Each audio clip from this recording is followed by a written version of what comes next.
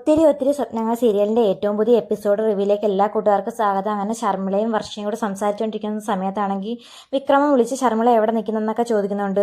അന്നേരം ശർമിള പറയുന്നുണ്ട്, ഞാൻ ക്ഷേത്രത്തിൽ കുറച്ച് വഴിപാടുകൾ ചെയ്യാൻ വേണ്ടി വന്നതായിരുന്നു ചേട്ടന് വേണ്ടി. ആ സമയത്ത് ഞാൻ നമ്മുടെ രാഹുലിന്റെ ഗേൾ ഫ്രണ്ടായ വർഷയെ കണ്ട് അവളോട് സംസാരിച്ചുകൊണ്ടിരിക്കുകയെന്ന് പറയുമ്പം വിക്രമൻ ചോദിക്കുന്നുണ്ട്, നിനക്കും വർഷയ്ക്കും തമ്മിൽ എന്താ ബന്ധമെന്ന് ചോദിക്കുമ്പം ശർമിള പറയുന്നുണ്ട്, ഞാൻ എങ്ങനെയെങ്കിലും ഇടപെട്ട് വർഷയും രാഹുലും തമ്മിലുള്ള അടുപ്പം ഇല്ലാതാക്കാൻ ശ്രമിക്കുകയാണ്. ഞാനും വർഷയും കൂടെ സംസാരിക്കുന്ന കാര്യങ്ങളൊക്കെ ഹരിത വിളിച്ച് ചേട്ടനോട് പറഞ്ഞു കാണുമെന്ന് എനിക്കറിയാം. പിന്നെ ചേട്ടൻ പോയ കാര്യമൊക്കെ എന്തായെന്ന് ശർമിള ചോദിക്കുന്നുണ്ട്. ആ സമയത്ത് വിക്രം പറയുന്നുണ്ട്, രാജിവെക്കുന്നതല്ലാതെ ഇനി ഒന്നും നടക്കില്ല. രാജിക്കത്ത് CM-ന് കൈ കൊടുത്തിട്ടാണ് ഞാൻ വരുന്നത്. ഇനി തലസ്ഥാനത്ത് നിൽക്കേണ്ട കാര്യമില്ലല്ലോ. അധികാരം ഇല്ലാതെ ഇനി അവിടെ നിൽക്കുന്ന എന്തിനാ? ഈ വിവരം നിന്നോടും ഹരിതയോടും മാത്രമേ ഞാൻ പറഞ്ഞിട്ടുള്ളൂ എന്നൊക്കെ പറഞ്ഞ് ഫോൺ കട്ട് ചെയ്യുന്നുണ്ട്. ആ സമയത്ത് ശർമിളയ്ക്ക് വളരെ സന്തോഷമാവുന്നുണ്ട്. സന്തോഷവരെ ഉടനെ തന്നെ വർഷയോട് പറയുന്നുണ്ട്. ഇതെല്ലാം ഒളിഞ്ഞു നിന്ന് കേൾക്കുന്ന വിവേക് ചിന്തിക്കുന്നുണ്ട്, രാഹുലും വർഷയും തങ്ങളിലുള്ള ബന്ധത്തെപ്പറ്റി തെറ്റിദ്ധാരണകൾ ഉണ്ടാക്കുന്ന ഇവരും കൂടി ചേർന്നിട്ടാണോ എന്ന് മനസ്സ് ചിന്തിക്കുകയും ചെയ്യുന്നുണ്ട്. അന്നേരം വർഷ പറയുന്നുണ്ട്, ഇനി എത്രയും പെട്ടെന്ന് ശിവനന്ദയും അമ്മയും കൂടി നല്ല സഹകരണത്തിലുണ്ടാകുന്ന നിമിഷം വരുമെന്നൊക്കെ പറഞ്ഞ് പിരിയുന്നുണ്ട്. ആ സമയത്ത് വിവേക് അങ്ങോട്ട് വന്നിട്ട് പറയുന്നുണ്ട്, ഞാൻ ഇവിടെയൊക്കെ തന്നെ ഉണ്ടായിരുന്നു, താൻ എന്തിനാ എൻ്റെ പിറകെ എപ്പോഴും പിന്നാലെ നടക്കുന്നതെന്ന് ചോദിച്ചുകൊണ്ട് വർഷ ദേഷ്യപ്പെടുന്നുണ്ട്.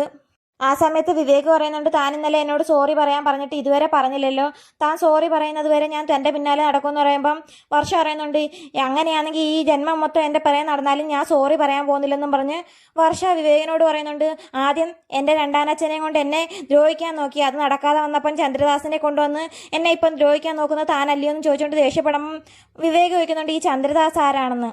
നേരെ വർഷ ചോദിക്കുന്നുണ്ട്, തനിക്കൊന്നും അറിഞ്ഞൂടാ, താൻ തന്നെയല്ലേ ചന്ദ്രദാസിനെ വീട്ടിൽ കൊണ്ടുവന്ന് താമസിപ്പിച്ചിരിക്കുന്നതെന്നൊക്കെ പറഞ്ഞുകൊണ്ട് ദേഷ്യപ്പെടുന്ന സമയത്ത് തൻ്റെ തെറ്റിദ്ധാരണ ഇതുവരെ മാറാറായില്ല, ഇത്രയും ബുദ്ധി എവിടുന്ന് കിട്ടിയെന്നും ചോദിച്ചുകൊണ്ട് വിവേക് തിരിച്ച് ദേഷ്യപ്പെടുന്നുണ്ട്. ഇതുപോലുള്ള ദുഷ്ടന്മാരെ കണ്ടുപിടിക്കാൻ എനിക്ക് ദൈവം ജന്മന തന്ന ബുദ്ധിയാണെന്ന് വർഷ പറയുമ്പോൾ വിവേക് പറയുന്നുണ്ട്, എന്നാൽ ഈ തല പുറത്ത് കാണിക്കേണ്ട, വെയിൽ കൊള്ളിക്കുകയും വേണ്ട, താൻ ഇത്ര മന്ദബുദ്ധിയായി പോയല്ലോ, എനിക്കാണെങ്കിൽ ചന്ദ്രദാസ് ആരാണെന്ന് പോലും അറിഞ്ഞൂടെന്ന് പറയുമ്പം വർഷ പറയുന്നുണ്ട്, എന്നെ ഇവിടുന്ന് ഓട്ടിക്കാൻ വേണ്ടി വയനാട്ടിൽ നിന്ന് ചന്ദ്രദാസിനെ കൊണ്ടുവന്നത് നിങ്ങളല്ലയോ എന്ന് ചോദിച്ചുകൊണ്ട് വീണ്ടും വർഷ അത് തന്നെ പറഞ്ഞുകൊണ്ടിരിക്കുന്നുണ്ട്. ആ സമയത്ത് വിവേക് പറയുന്നുണ്ട്, തന്നെ രക്ഷിക്കാൻ പിന്നാലെ നടക്കുന്ന എന്നെ വേണം അടിക്കാൻ എന്ന് പറയുമ്പം വർഷ പറയുന്നുണ്ട്, ഇപ്പം തന്നെ ഞാൻ ശരിയാക്കി തരാമെന്ന് പറഞ്ഞ് ഹെൽമെറ്റ് എടുത്ത് വിവേകിനെ അടിക്കാൻ ഒരുങ്ങുന്നുണ്ടെങ്കിലും പെട്ടെന്ന് ഹെൽമെറ്റ് പിൻവലിക്കുന്നുണ്ട്. അതുപോലെ വർഷയുടെ തെറ്റിദ്ധാരണ കാരണം രണ്ടുപേരും തങ്ങളിൽ നല്ലതുപോലെ അടിയുണ്ടായാണ് ഇന്നും പിരിയുന്നത്. ഈ സമയത്താണെങ്കിൽ വിവേകിന് തൻ്റെ കള്ളത്തരങ്ങളെല്ലാം മനസ്സിലായെന്ന് ബോധ്യമാകുന്ന ചന്ദ്രദാസ് എത്രയും പെട്ടെന്ന് വർഷയെ അവിടുന്ന് നാട് കടത്താനായിട്ട് ശ്രമിക്കുന്നു. അതിനായിട്ട് വർഷയുടെ രണ്ടാനച്ഛനായ രാഘവനെ കൊണ്ടുവരുന്നുണ്ട്. ഒരു ഡോക്ടറെ വേഷം കെട്ടിയാണ് കൊണ്ടുവരുന്നത്. ബാംഗ്ലൂരിലെ ഏറ്റവും പ്രശസ്തനായ ഒരു ന്യൂറോളജിസ്റ്റ് ആണ് ഇതെന്നും പറഞ്ഞുകൊണ്ട് എല്ലാവരെയും പരിചയപ്പെടുത്തുകയും ചെയ്യുന്നുണ്ട്. എല്ലാവരും അത് കേട്ട് വിശ്വസിക്കുകയും ചെയ്യുന്നുണ്ട്. സമയമാണെങ്കിൽ ശിവനന്ദ വീട്ടിലില്ലായിരുന്നു. അഭിരാമി അഞ്ജുവിനോട് പറയുന്നു, വർഷയ്ക്ക് ഏതോ വലിയ അസുഖമുണ്ട് എന്ന് വസുന്ധര ആൻറ്റി പറയുന്നുണ്ട്. ദാണ്ട ബാംഗ്ലൂരിൽ നിന്ന് ഏതോ ഒരു സ്പെഷ്യലിസ്റ്റ് ഡോക്ടർ വന്നിട്ടുണ്ട്, ഈ എത്രയും പെട്ടെന്ന് വർഷയെ കൊണ്ടുപോയി സർജറി ചെയ്തെങ്കിൽ മാത്രമേ അവളുടെ ജീവൻ രക്ഷിക്കാൻ പറ്റുമെന്നൊക്കെ രാജ്കുമാർ സാറും ഡോക്ടറും പറയുന്നതെന്നും പറഞ്ഞുകൊണ്ട് അഭിരാമി അഞ്ജുവിനോട് പറയുമ്പോൾ അഞ്ജു പറയുന്നുണ്ട്, ഇത്രയും വലിയൊരു അസുഖമുള്ള കാര്യം അവൾ ഇതുവരെ നമ്മളോട് പറഞ്ഞില്ലല്ലോ എന്ന് പറയുമ്പം അഭിരാമി പറയുന്നുണ്ട്, അത് വർഷയ്ക്ക് പോലും അറിഞ്ഞുകൂടെന്ന, കാരണം അവൾ അത് അറിഞ്ഞു കഴിഞ്ഞാൽ അവൾ ഒരുപാട് വിഷമിക്കും, അത് അസുഖത്തെ ഒരുപാട് ദോഷകരമായി ബാധിക്കും, അതുകൊണ്ട് അവളോട് പറഞ്ഞിട്ടില്ലെന്ന രാജ്കുമാർ സാറ് പറയുന്നത്. അവളുടെ അമ്മ നളിനി ഉണ്ടായിരുന്ന സമയത്ത് വൈറ്റമിൻ ടാബ്ലറ്റ്സ് എന്ന് പറഞ്ഞിട്ടാണ് ഇതിൻ്റെ മരുന്ന് കൊടുത്തുകൊണ്ടിരുന്നത്. എന്നാൽ അഭിരാമി പറയുന്നത്, ഈ കാര്യം മുന്നേ പറഞ്ഞിരുന്നെങ്കിൽ ഞങ്ങളും അവൾക്ക് ഈ മരുന്ന് കൊടുക്കത്തില്ലായിരുന്നു എന്ന് പറയുമ്പം ഡോക്ടർ പറയുന്നുണ്ട്, അതിൻ്റെ സ്റ്റേജ് എല്ലാം മാറിക്കഴിഞ്ഞു, ഇനി സർജറി അല്ലാതെ ഒന്നും രക്ഷയില്ല, അതുകൊണ്ട് എത്രയും പെട്ടെന്ന് അവളെ ബാംഗ്ലൂരിൽ എത്തിച്ച് സർജറി ചെയ്യണം.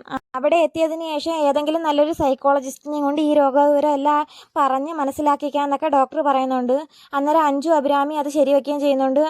അന്നേരം ഇന്ന് രാത്രി തന്നെ അവളെ മരുന്ന് കുത്തിവെച്ച് എങ്ങനെയെങ്കിലും ഉറക്കി കിടത്തി വേണം കൊണ്ടുപോകാൻ എന്ന് ഡോക്ടർ പറയുന്നുണ്ട്. ആ മരുന്ന് എങ്ങനെ കുത്തിവെക്കുമെന്ന് ചോദിക്കുമ്പം അഞ്ജു പറയുന്നുണ്ട്, എനിക്കറിയാം, ഞാനത് ചെയ്തോളാം, മരുന്ന് ഇവിടുത്തെ ഫ്രിഡ്ജിലിരിക്കട്ടെ, അവിടെ കൊണ്ട് ചെന്നാൽ വർഷ കാണില്ലേ, അതുകൊണ്ട് ആ സമയത്ത് ഞങ്ങൾ മരുന്നെടുത്ത് കുത്തിവെച്ച് അവളെ ഉറക്കി കിടത്തിയിട്ട് വിളിക്കാമെന്നൊക്കെ പറയുന്നുണ്ട്. എന്നും വൈകിട്ട് ഒരു മയക്കം അവൾക്കുള്ളതാണ്, ആ സമയത്ത് ഞങ്ങളിത് ചെയ്തോളാമെന്ന് അഞ്ജു അഭിരാമിയും പറയുമ്പം ഡോക്ടർ പറയുന്നുണ്ട്, അതല്ല ഈ രോഗത്തിൻ്റെ ഭാഗമായിട്ടാണെന്ന് പറയുമ്പം അഭിരാമി പെട്ടെന്ന് കരഞ്ഞുകൊണ്ട് ഓടുന്നുണ്ട്. ഈ സമയത്ത് വസുന്ധരയും വല്ലാണ്ട് വിഷമത്തിൽ നിൽക്കുന്ന സമയത്ത് ധനപാലം പറയുന്നുണ്ട്, നിങ്ങൾ ഇങ്ങനെ കരയാതിരി, അവളെ എങ്ങനെയെങ്കിലും രോഗം ഭേദമാക്കി എടുക്കാമെന്നൊക്കെ ധനപാലം എല്ലാവരോടും പറയുന്നുണ്ട്. എന്നിട്ട് രാഘവനെ യാത്രയാക്കാൻ ചന്ദ്രൻ പോയിട്ട് പറയുന്നുണ്ട്, താനിത് കുളമാക്കുമെന്നാണ് ഞാൻ വിചാരിച്ചത്. എന്തായാലും ഒരുവിധം ഓക്കെ ആയെന്ന് പറയുമ്പോൾ രാഘവൻ പറയുന്നുണ്ട്, തന്നെ ഇവിടെ എല്ലാവരും വലിയൊരു ജേർണലിസ്റ്റാണെന്ന് വിശ്വസിച്ചിട്ടുണ്ടെങ്കിൽ പിന്നെ എൻ്റെ അഭിനയം ഇവിടെ കുളമാകുമോ? ഇവിടെ ഉള്ളവരെല്ലാം മണ്ടന്മാരാണെന്നും പറഞ്ഞുകൊണ്ട് രാഘവനും ചന്ദ്രനും ചിരിക്കുന്നുണ്ട്.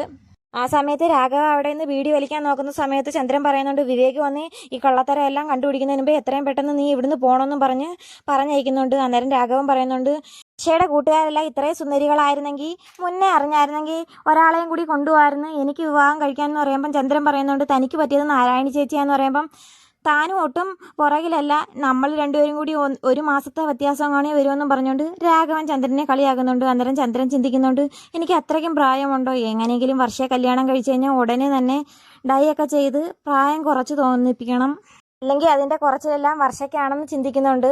ഈ സമയത്ത് രാഘവൻ പറയുന്നുണ്ട്, വയനാട്ടിൽ എത്തിക്കഴിഞ്ഞാൽ തന്നെ ഉടനെ രജിസ്റ്റർ മാരേജ് ചെയ്യാനുള്ള എല്ലാ സൗകര്യവും ഞാൻ ഒരുക്കി വെച്ചിട്ടാണ് വന്നതെന്നൊക്കെ പറഞ്ഞുകൊണ്ട് രാഘവൻ പോകുന്നുണ്ട്. പിന്നീട് വീട്ടിലെത്തിയ ശിവനന്ദയോട് അഞ്ജു അഭിരാമി എല്ലാ കാര്യങ്ങളും പറയുന്നുണ്ട്. ശിവനന്ദയ്ക്കാണെങ്കിൽ അതൊട്ടും അങ്ങോട്ട് വിശ്വാസം വരുന്നില്ല.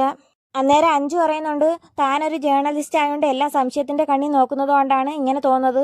ഞങ്ങൾക്ക് എല്ലാവർക്കും വിശ്വാസമായല്ലോ, എത്രയും പെട്ടെന്ന് അവളുടെ രോഗം മാറുന്നതല്ലേ നമുക്ക് പ്രധാനമെന്ന് പറയുമ്പം ശിവനന്ദ പറയുന്നുണ്ട്, അതൊട്ടും ശരിയല്ല, അവളെ ഇവിടുന്ന് ഉറക്കി കിടത്തിയിട്ടാണ് കൊണ്ടുപോകുന്നത്, അതൊട്ടും ശരിയായ കാര്യമല്ല, നമുക്ക് എത്രയും പെട്ടെന്ന് അവളോട് കാര്യങ്ങളെല്ലാം പറയാമെന്ന് ശിവനന്ദയെ അഞ്ജു അഭിരാമിയും തീരുമാനിക്കുന്നുണ്ട്. എന്നിട്ട് എന്തെങ്കിലും വിഷമമുണ്ടെങ്കിൽ നമ്മൾ പറഞ്ഞാൽ അവൾ സമാധാനിക്കും, അത് വേറൊരു സൈക്കോളജിസ്റ്റിനെയും കൊണ്ടും അത് സാധിക്കില്ല എന്നൊക്കെ പറഞ്ഞുകൊണ്ട് അഞ്ജുവും പറയുന്നുണ്ട്. എന്നിട്ട് വർഷയോട് അഞ്ജു അഭിരാമിയും ശിവനന്ദയും പോയി എല്ലാ കാര്യങ്ങളും പറയുമ്പം വർഷ പറയുന്നുണ്ട്, ഇത് കൊടും ചതിയാണ്, അങ്ങനെ യാതൊരു അസുഖവും ഇല്ലെന്ന് വർഷ പറയുന്നുണ്ട്. അന്നേരം അഭിരാമി ചോദിക്കുന്നുണ്ട്, പണ്ട് തൻ്റെ അമ്മ തനിക്ക് വൈറ്റമിൻ ടാബ്ലറ്റ്സ് വല്ലതും തന്നിട്ടുണ്ടോ എന്ന് ചോദിക്കുന്നുണ്ട്. അന്നേരം വർഷ പറയുന്നുണ്ട്, അങ്ങനെയൊന്നുമില്ല, എന്നെ ഇവിടുന്ന് കടത്തിക്കൊണ്ടു പോകാൻ വേണ്ടി ആ ചന്ദ്രദാസ് ഒപ്പിക്കുന്ന പണിയാന്ന് പറയുമ്പം ശിവനന്ദ ചോദിക്കുന്നുണ്ട്, താൻ ഇനിയും വല്ല രഹസ്യങ്ങളൊക്കെ മറച്ചു വെക്കുന്നുണ്ടെങ്കിൽ എല്ലാ കാര്യങ്ങളും തുറന്നു പറയാം, ഇത്രയും നാളെന്താ ഞങ്ങളോട് പറയാനെന്നൊക്കെ എല്ലാവരും ദേഷ്യത്തിൽ ചോദിക്കുന്ന സമയത്ത് വർഷ എല്ലാ കാര്യങ്ങളും പറയുന്നുണ്ട്. ശിവനന്ദ പറയുന്നുണ്ട്, എല്ലാ കാര്യങ്ങളും ഇപ്പം തന്നെ പോയി വസുന്ധര ആൻറ്റിയോട് പറഞ്ഞ് അയാളുടെ പ്ലാനെല്ലാം നമുക്ക് കുളമാക്കി കൊടുക്കാമെന്നൊക്കെ പറയുന്നുണ്ട്. എങ്ങനെയായി തീരുമെന്ന് കാത്തിരുന്ന് തന്നെ കാണാം. അപ്പോൾ വീഡിയോ ഇഷ്ടമായ ചാനൽ സബ്സ്ക്രൈബ് ചെയ്യാനും സപ്പോർട്ട് ചെയ്യാനും മറക്കല്ലേ കൂട്ടുകാർ.